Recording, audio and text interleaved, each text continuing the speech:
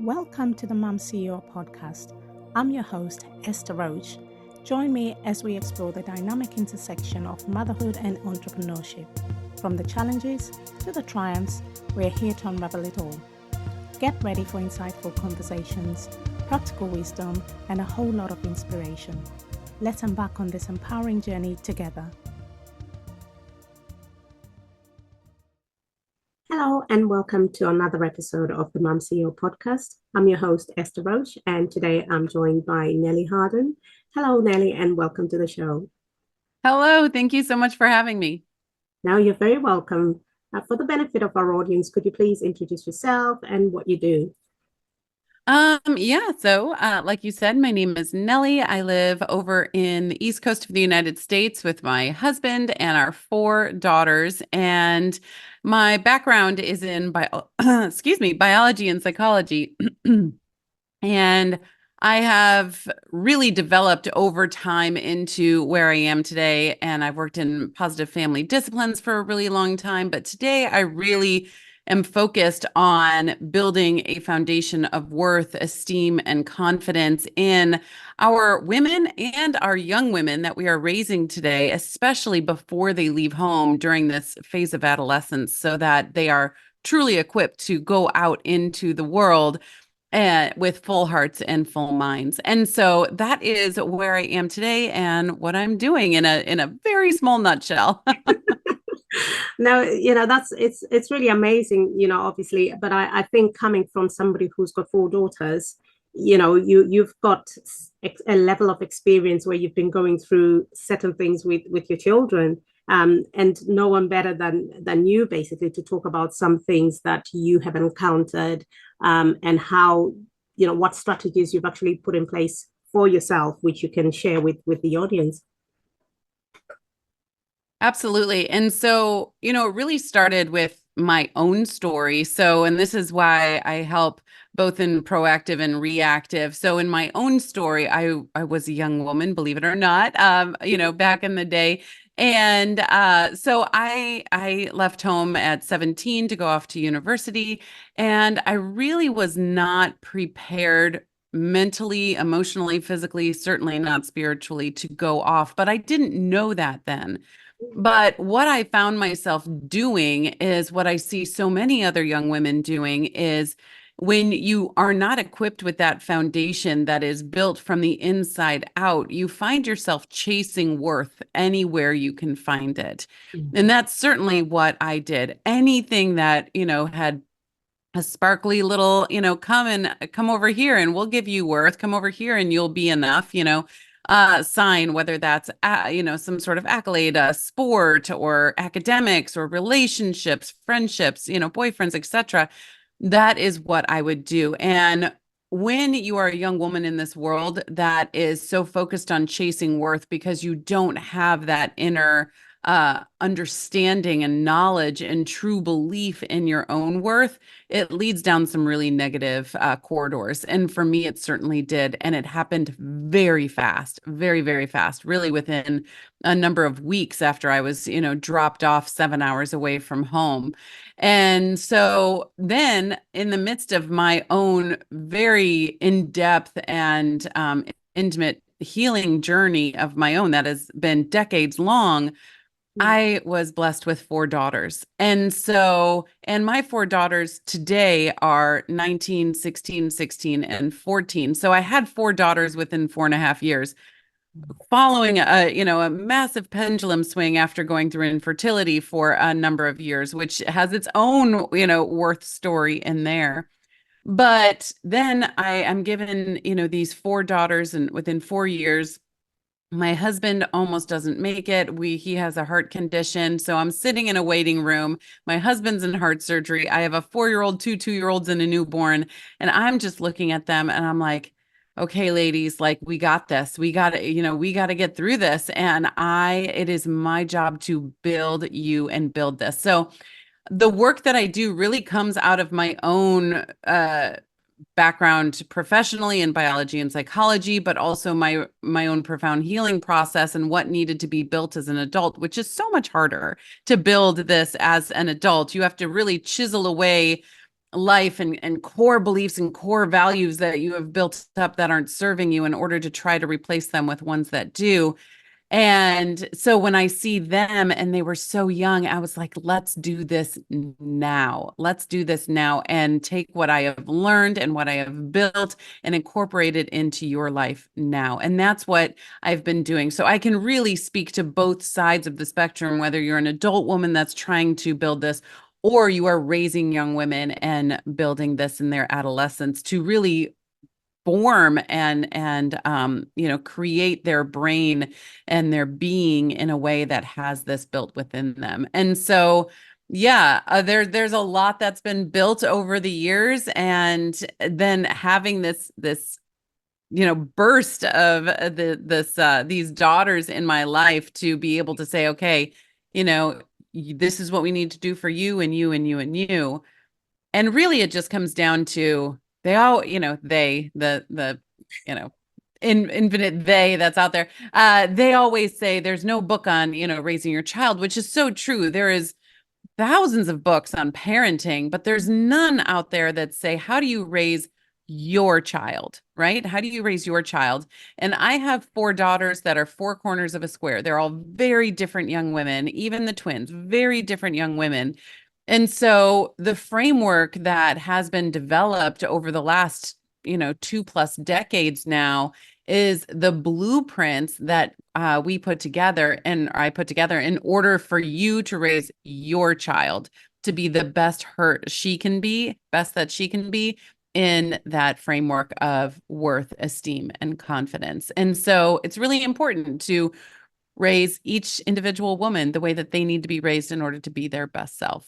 So Yeah, no, obviously you've had quite a journey. You put it in a nutshell, but it couldn't have been an easy process to move from one stage to the other. And I think nowadays we've got so many issues with trying to gain, I suppose, societal validation. And there's a lot of stuff going on, even on social media and just in life general, in communities and stuff, that there is a certain standard of expectation for women. Is that something you found when you were growing up? absolutely. And, I just I'm an observer. Just this past, we were talking before we started recording, and we just came back from holiday last night. So we're still in the 24 hours post coming back from holiday. And so, it's the whirlwind of all the things and sports and just all, everything happening. But when we were on this trip, one of the things that we did, and I love to use the time that we are on holiday to dive a little deeper with something. We always listen to books on Audible whenever we're traveling. We had a 9-hour drive, there and back. So that's 18 hours of, constructive time we can use. And anyway, so we listened to a great book on raising resilient kids, had to do with the blue zones.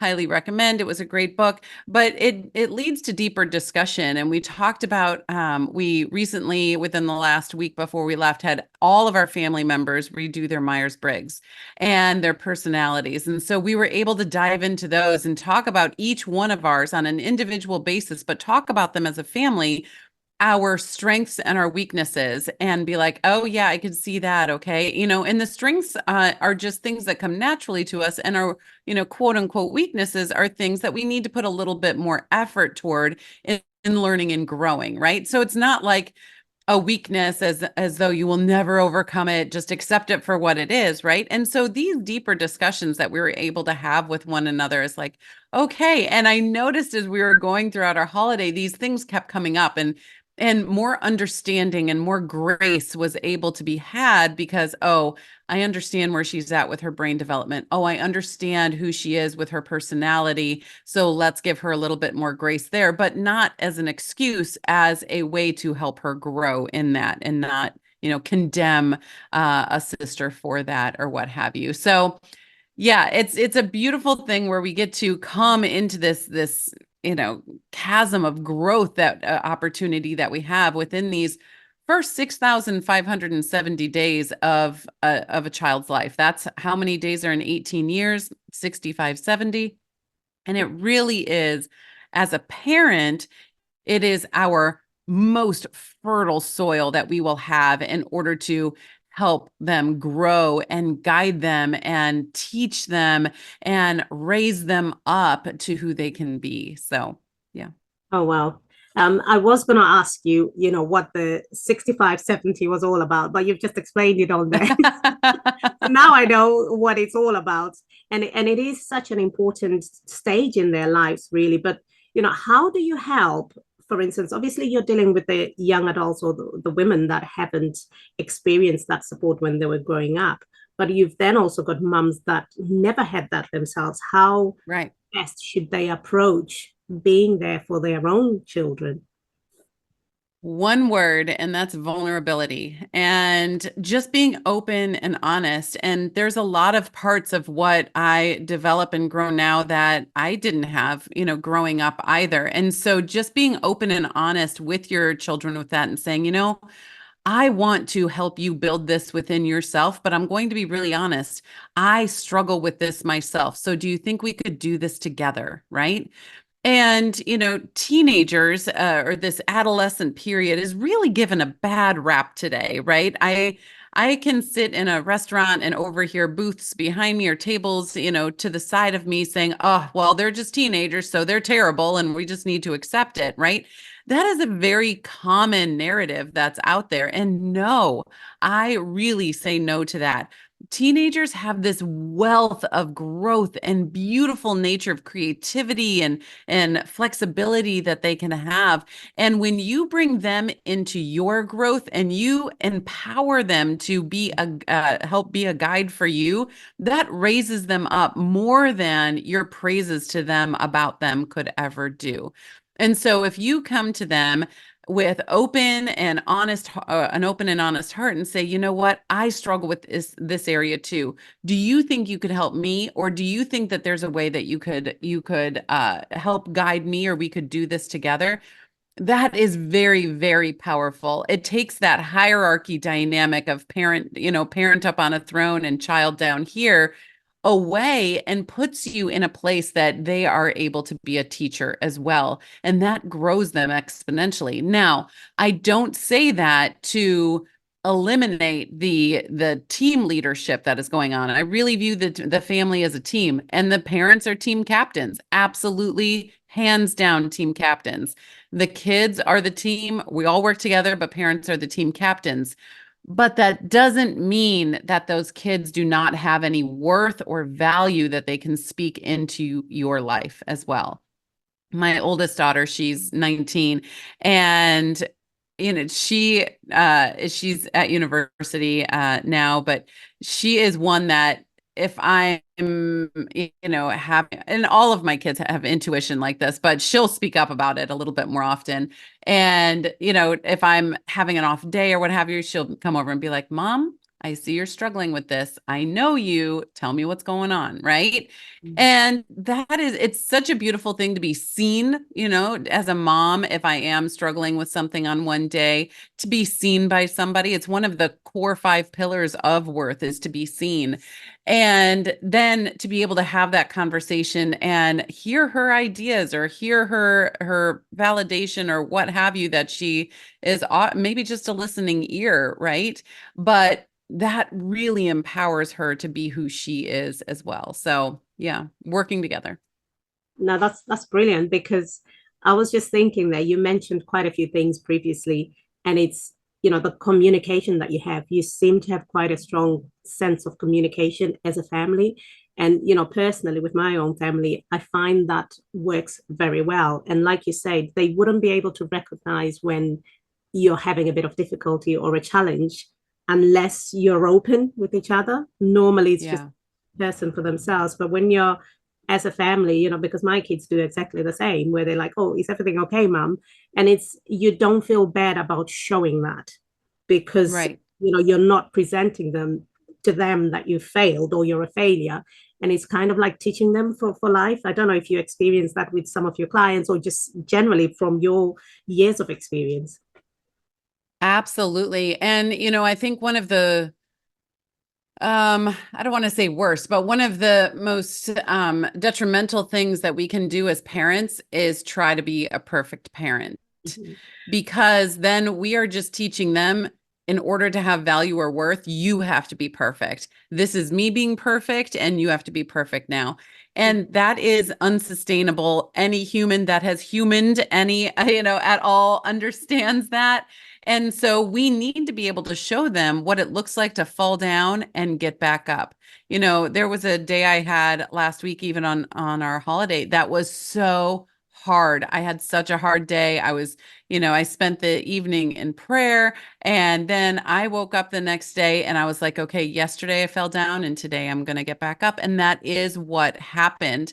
And it wasn't, a mystery necessarily to people. I also was going through a migraine during, that time. And it was really kind of a miserable day, even though I was in Aruba, so, and it was, so the outside was beautiful, but that didn't mean that it was, absolutely, well, you're in a beautiful place, so of course you're going to, be great. I had some struggles that I was going through, and then to see, okay, I saw mom struggle and I saw her have a better day the next day, right? That's life. That is absolutely life.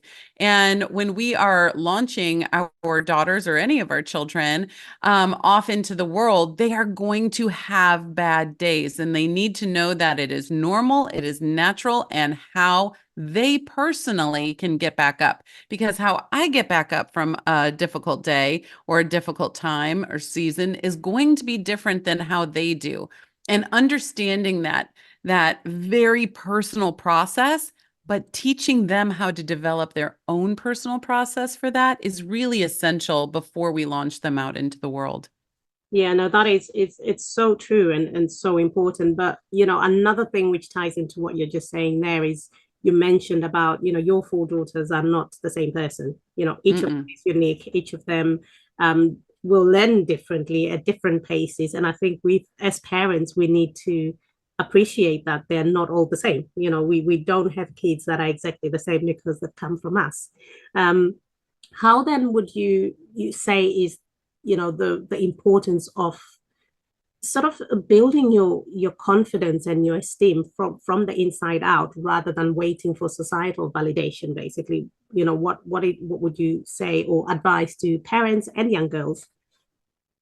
Honestly, it's everything. It's everything, especially in a world that we live in today, that it is constantly in our face. Our daughters are waking up every day saying, what is the world going to define me as today? Or what can I define myself today for the world so they, like me, so I'm accepted, right?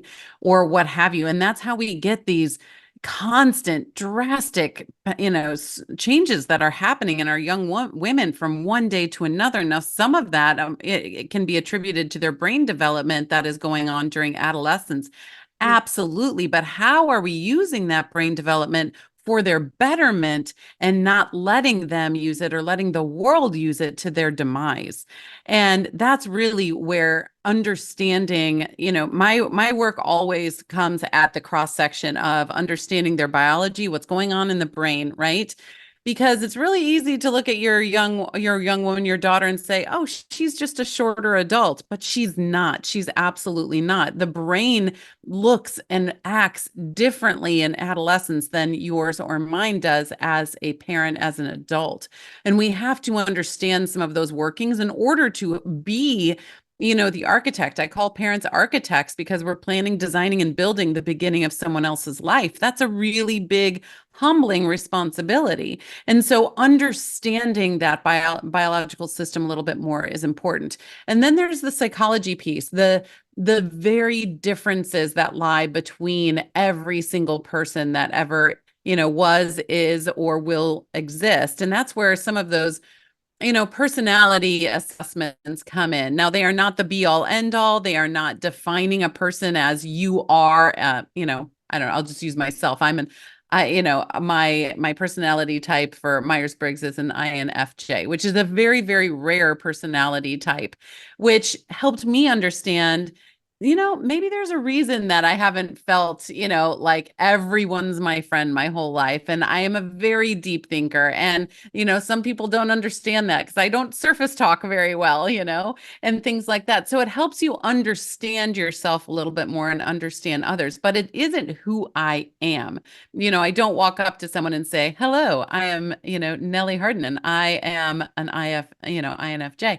That is not who I am, but it just helps understand a little bit more. And that's where that and many others of that psychology piece comes from. And then there's a faith piece and understanding you're part of something bigger and where that comes from. And then there's the cultural piece, right? You are a part of this great big story that is happening.